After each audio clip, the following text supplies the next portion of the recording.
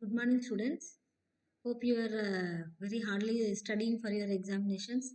See, at the same time, you have to concentrate even the classes also. So, whenever you find time, we are uploading the videos. Whenever you find time, you can just download them and listen to the and go through the topics which we are uploading. Okay, ma. So today we will see previous class we have seen meningitis. Today we will see neurological disorders.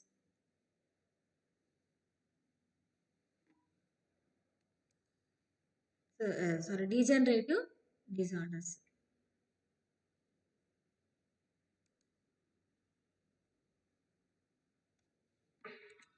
So these degenerative disorders is a result of a continuous process based on degenerative cell changes affecting tissues or organs which will increasingly deteriorate over time, whether due to normal bodily wear or lifestyle choices such as exercise or eating habits. See, some of the organs due to wear and tear or due to continuous exercises or eating habits, some of the cells will get degenerated. So these disorders, we call them as degenerative disorders. There are four types of degenerative disorders. Degenerative disorders of the brain or nervous system. Parkinson's disease, Alzheimer's disease, Huntington's disease and multiple sclerosis. First we will see about multiple sclerosis.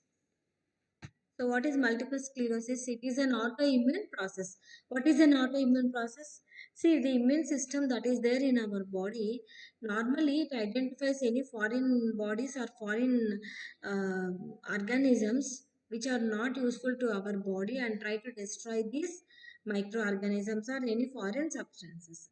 Whereas in case of autoimmune process, these normal tissues or normal cells of the body are identified by the uh, immune system as foreign substances and try to destroy those substances.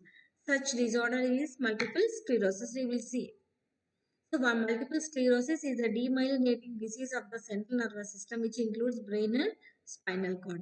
This myelin is produced by oligodendrocytes, which are a group of cells that support the neurons. This myelin is very, very important for protection of the nervous system. So, in multiple sclerosis, demyelination happens when the immune system inappropriately attacks and destroys the myelin, which make communication between neuron breakdown, ultimately leading to sensory, motor, and cognitive problems.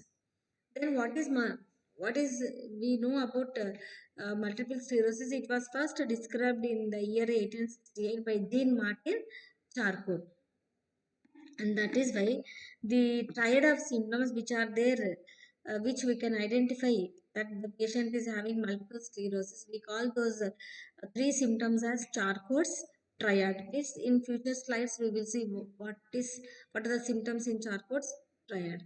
So the name multiple sclerosis refers to the numerous scars or sclerae, better known as plaques or lesions, that develop on the white matter of the brain and spinal cord.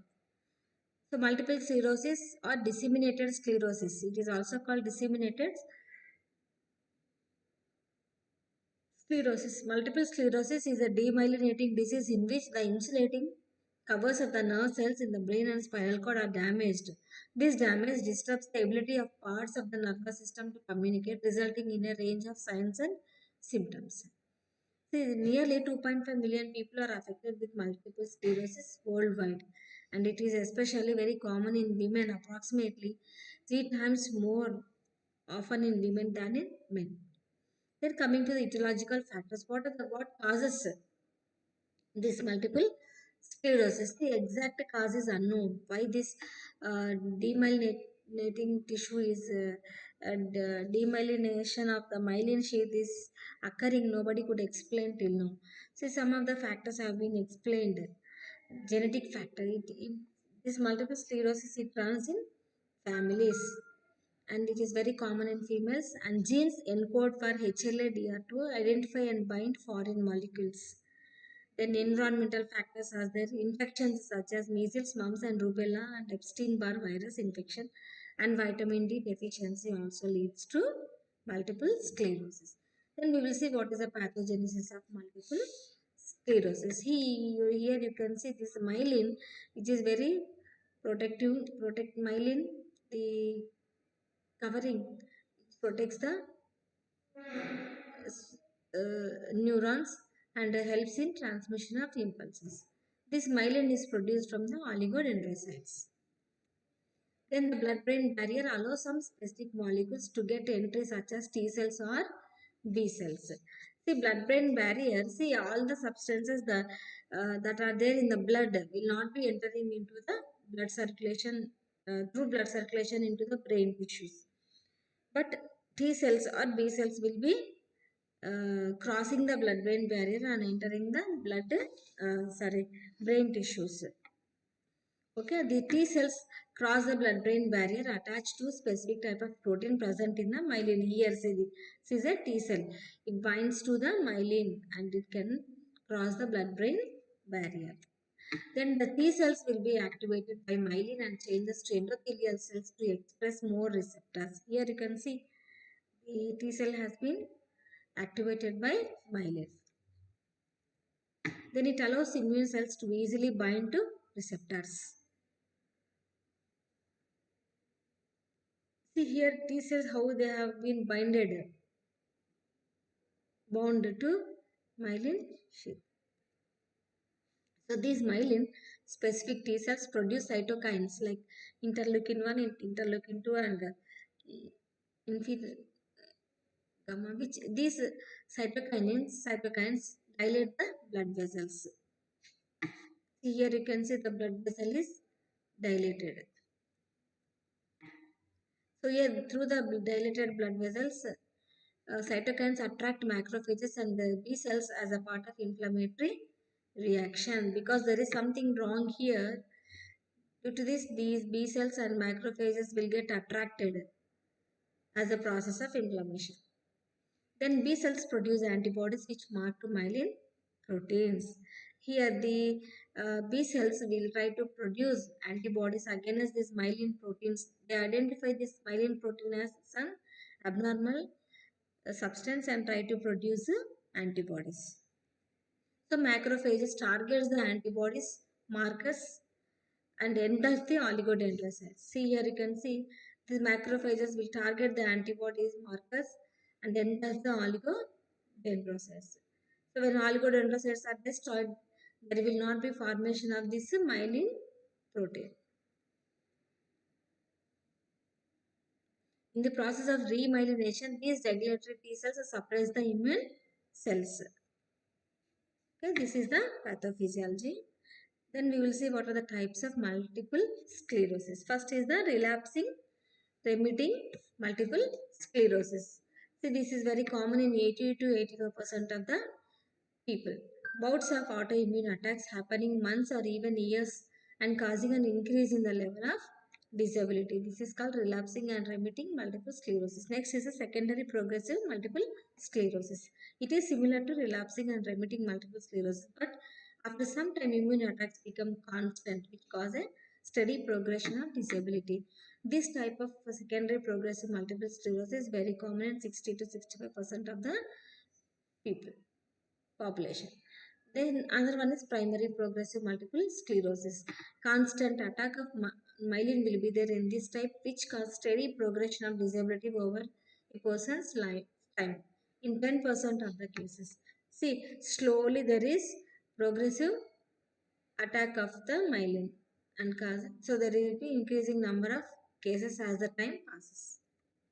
Next, progressive relapsing multiple sclerosis. Here, the constant attack but bouts superimposed during which the disability increase even faster. See, there is uh, uh, mm, symptoms will aggravate and then decrease, again aggravate and again they relapse. So they slowly they progress. So this is type of progressive relapsing multiple sclerosis is common in 1 to 2% of the population. Then coming to the clinical manifestations. In previous slides, I told you that this multiple sclerosis has been first identified by, diagnosed by Charcot, Jean Martin Charcot.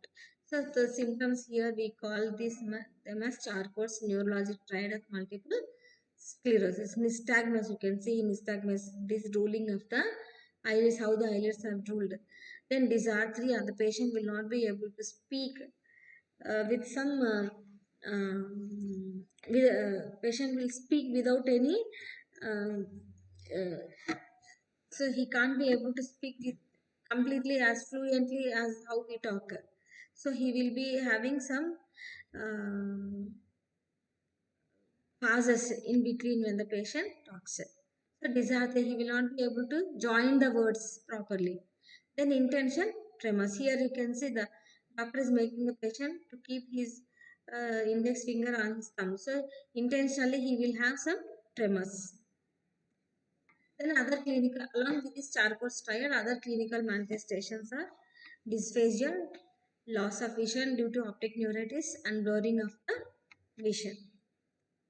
Then muscle weakness or spasm, ataxia or muscular incoordination or loss of balance. Then paresthesias like tingling and itching.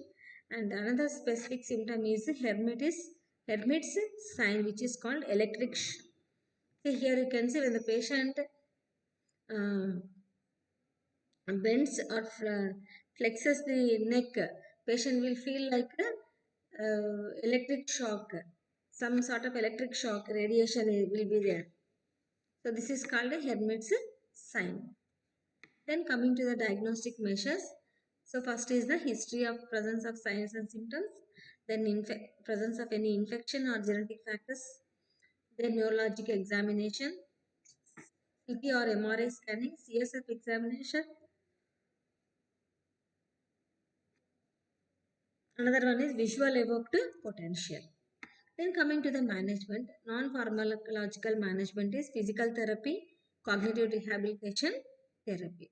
Then pharmacological management is corticosteroid, cyclophosphamide or cell cycle inhibitors, intravenous immunoglobulin, plasmapheresis, um, remove disease causing antibodies, removing of some antibodies that cause a disease. Then chronic multiple sclerosis, immunosuppressants like recombinant beta interferons. Then vitamin D. Then some sort of surgical management is also available like deep brain stimulation. A surgeon places an electrode in the thalamus. The electrodes are connected to a pacemaker like device by wires. Here you can see how the pacemaker like device is placed.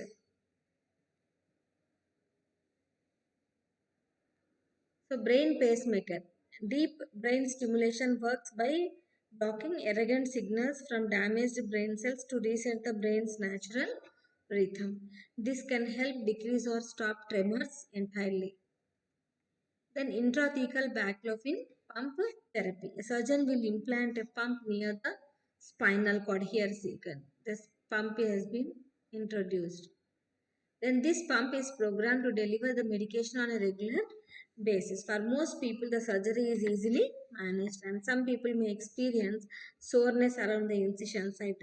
The pump will need to be refilled every few months. See, whenever there is patient needs treatment, drugs, this injection automatically this will deliver the required amount of dose.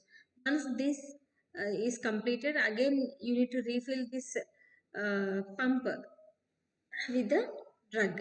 This is called intrathecal baclofen pump therapy. Then coming to the nursing management. First is the impaired physical mobility related to uh, loss of myelin or related to disturbance in the neurologic system, and fatigue related to decreased energy production, self-care deficit related to the signs and symptoms of multiple sclerosis, then potential for ineffective family coping and sleep disturbance. These are the nursing diagnosis that can be formulated. Then so summary, multiple sclerosis is a chronic and progressive autoimmune disorder, and the most common pattern is a relapsing remitting type and slightly worsening their overall condition of the patient. And the T cells cause inflammation and damage to oligodendrocytes in the central nervous system, which leaves behind scarred areas of demyelinated neurons called plaques, which cause variety of symptoms depending on the location of the plaques. Okay, so to add this multiple sclerosis awareness week will be celebrated from April 22nd to 28th. This week has been regarded as a Multiple Sclerosis Awareness Week. Okay, ma? So this is about multiple sclerosis. You please read about the condition in the text from the textbook, and you will clearly understand. If you have got any doubt, you can just raise your doubts, or you can just call me and ask, or whenever you come over here, you can ask. We will have one more discussion like a class. Okay, girls. Next we after this we will see another other degenerative disorders.